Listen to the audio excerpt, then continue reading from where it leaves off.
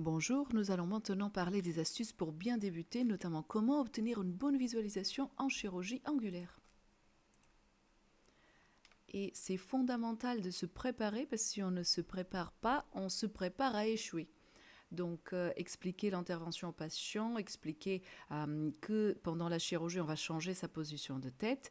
Pour l'arrêt des anticoagulants, moi, j'arrête les iStent, Elios et Hydros et goniotomie, j'arrête 3 jours, mais honnêtement, pas obligatoire d'arrêter du tout.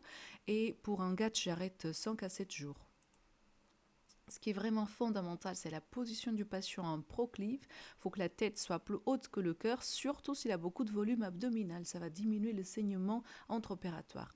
Je fixe la tête avec une petite encoche pour pouvoir l'arracher et bouger la position du patient.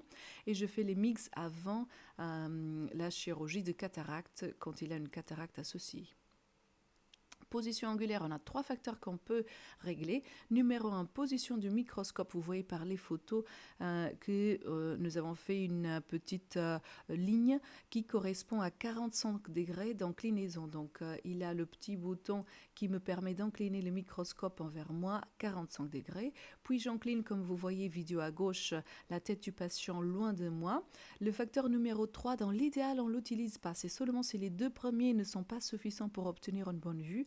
On peut dire aux patients de regarder à droite ou à gauche, mais rappelez-vous que parfois les patients ont une concentration limitée, ils peuvent de temps en temps arrêter et faire un mouvement subit, donc la position des yeux du patient, on essaie d'éviter de trop y faire. Et pour obtenir une bonne visualisation, qu'est-ce que ça veut dire? Ça veut dire une visualisation en face. Il faut que l'angle soit le plus grand possible dans notre visualisation au microscope. Il faut éviter une vision top-down.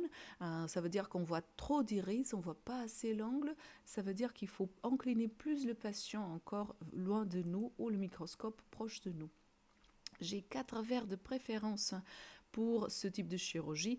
Verre Swan-Jacob qui me permet une très belle vue avec des bons détails. Verre usage unique Glaucose est super. Petite encoche pour permettre l'entrée des mix au centre.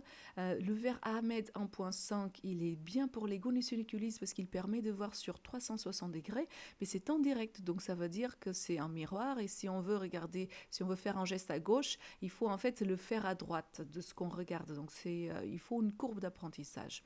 Le verre Goniuradi est top parce qu'il nous permet de libérer les 2 mains. Donc il s'attache au microscope comme vous voyez dans la vidéo en haut et ça permet d'utiliser les 2 mains en même temps. C'est génial, c'est en revanche onéreux et usage unique.